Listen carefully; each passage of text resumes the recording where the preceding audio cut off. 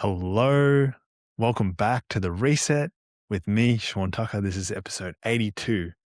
So, why are you not taking action already? There's so many people out there like yourself right now who's still thinking, today doesn't seem like it's the day I'm going to take action. Well, what if I told you that someone right now had that thought, but instead of continued to think about it, they just went and took action? And not to compare, but if you went and took action right now, you would be one step ahead of that thought. How cool is that? And this is how you build momentum, right? Is you just take the next step. You just take the next step. And something that I love Charlie Rocket for. And if you haven't seen Charlie Rocket on social media, go and check him out. He's got millions of followers. But I first came across him 2019, 2020, something like that, where he wasn't as big on social media. And the guy is literally a genius. He helped people like 2 Chainz become really well known in the industry, in the hip hop industry. And man, this guy, he's an interesting guy because he's a big dreamer. He's a big visionary. And his energy is so infectious. Like, there's kind of 3 people. One that will motivate, one that will inspire, and the other one is an aspirational character. And I think Charlie Rocket, he fits into the third one. There's a lot of motivational people out there. There's a lot of inspirational people. There are fewer inspirational people than motivational. But then there's that one category further, and that's aspirational people. There are far less aspirational people to look up to and to really, they're the people that ignite something within you. Because inspire means you're already ignited within yourself. You see that person as yourself, right? You're able to tap into their potential because you see something about them that's like, hang on, why can't I do that? There's no reason why I can't. Like, you see that they are human too. They just took action. And that's the difference, right? So there's something I've been learning from Charlie Rocket through what he's been sharing. And it's called a winning streak. Basically, it's an amplified gratitude list. So what I mean by that is, instead of writing out your list for things that you're grateful, write out the things that you are really grateful for. And they can be really, really simple, but then get into the feeling of not just being grateful, but like, I'm winning. I'm on a bloody winning streak. Like, wow. Because how good does it feel to win? How good does it feel to be making progress towards where you're going? It feels amazing. And especially when you start to reframe your losses. The only thing different between someone who lost and someone who is great at losing is the guy who's great at losing learns how to win. The guy who just loses, right, becomes lost. He loses himself. So become great at losing and you'll learn how to win. That's what I've been learning from that man, Charlie Rocket. Really aspiring, really inspiring. There's just something about his energy that's incredibly infectious. But anyway, this leads me to the point of, why are you still sitting there and not taking action? What's interesting is thoughts are also action. They're just not in your body. And I think there's a lot of people out there with a lot of ideas, a lot of thinking, but they're not moving. And when you become embodied towards your ideas, this is where it manifests physically. This is where it turns into what you really want. And I think this is the coolest thing, because when you're able to show people what you do, not just talk about what you do, it just ignites something deep within them.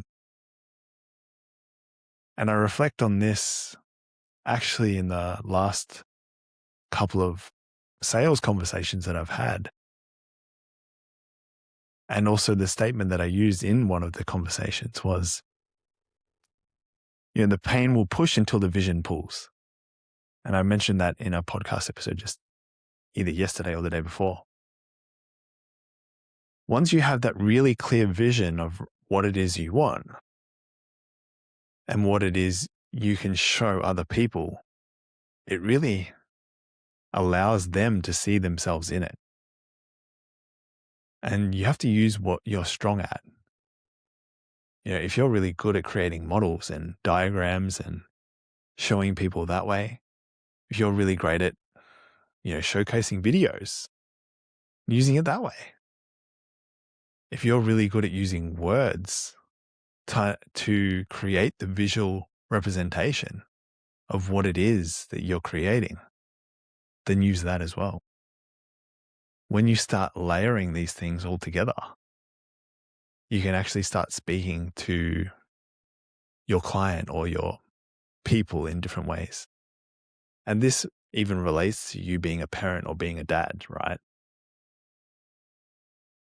Because your kids won't buy in to what you have planned until they can picture it themselves, until they see themselves in it. And think about those times where you've maybe promised your kid, like, yeah, we'll get to do that later. Like, if you stop doing it now, we'll eat dinner and then we'll go and do it. And sometimes you as the adult, you forget what you've said, but the kid always remembers. It's like, hey, Dad, we do this now? And man, they are good at calling you out. They are so good at calling you up and holding you accountable. I think there's an accountability factor that comes from kids, which is far more potent than kind of any coaching program or any other thing that you could probably experience, because the behaviors that you notice with children, they're actually a mirror representation of you. And so maybe speaking about your goals to your kids and to your family could actually really help you hold you accountable to the direction that you're going.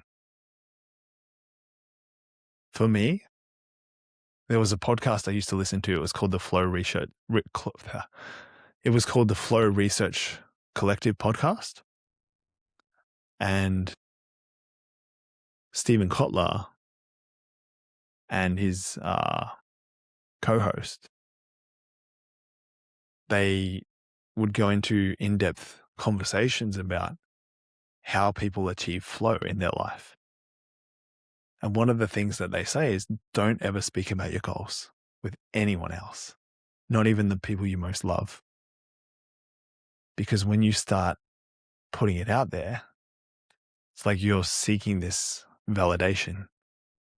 And the more you're able to just hold that within yourself, the more true it can become, which I've experimented with both ways. And honestly, I think the one that works for me is probably holding it within myself. Because when you speak about your goals to people and they have really strong opinions about it, what does that do to your goals? What does that do to your vision? Unless they're really upbeat and supportive, it might change. It might get cut down. It might get chopped away or trimmed. And we don't want that. If you really care about your goals and you're really sensitive to the people around you's opinions, maybe you need to keep it a little bit closer, protect it. Like if you had a candle and the flame was just a little flame, protect it. Because if you go and speak it to everyone, they'll just blow it out. And we don't want that for you.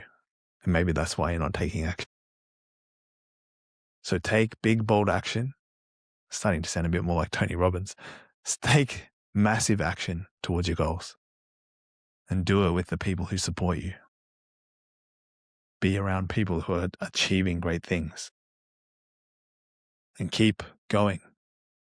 I believe in you. Keep going. So if you found today valuable, I encourage you to share it with just one person. That's how we grow the podcast. And I look forward to seeing you in tomorrow's episode. Thanks for tuning in.